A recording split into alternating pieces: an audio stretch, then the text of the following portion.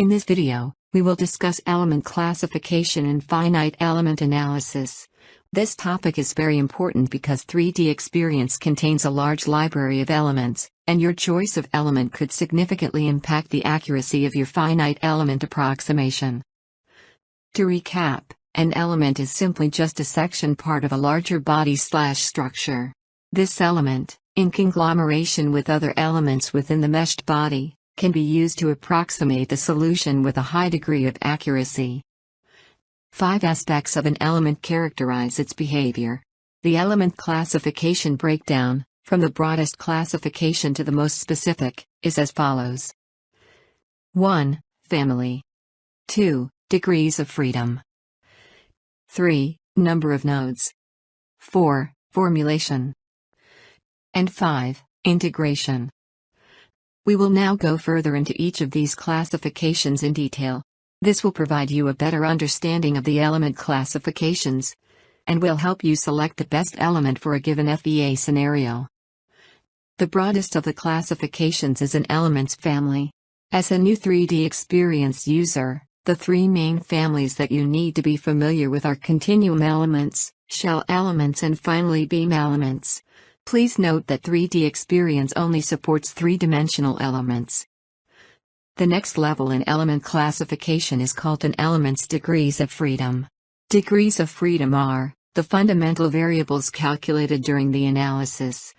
For a stress/displacement simulation, the degrees of freedom are translations and rotations.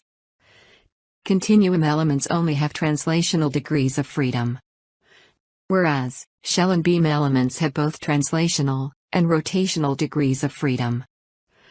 In the Intro to FEA video, we introduced you to restraints.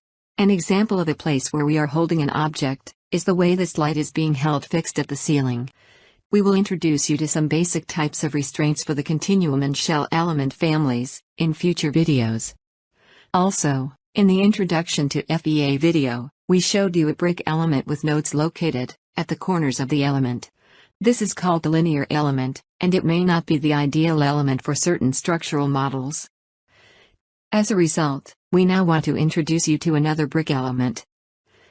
In addition to the corner nodes, this element also has nodes at the midpoint of all of its edges, for a total of 20 nodes.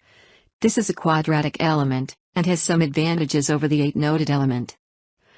Let's look at a fillet meshed with 8-noded elements. When viewed from the side, you can see that the elements do not follow the geometry's surface. This is known as discretization error.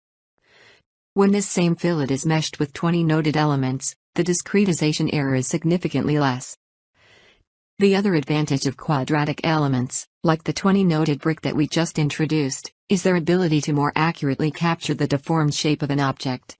Consider, for example, a block of material that we bend. The block will deform into a shape like this. The edges of the linear element cannot bend, so it cannot deform like the real block. Therefore, one must exercise care when using linear elements to model bending deformation. The nodes on the edges of the quadratic element allow it to deform into the same shape as the actual block. In the element selection video, we will provide some advice on what element to choose. As you get more experience, you will be able to use additional element types for your models.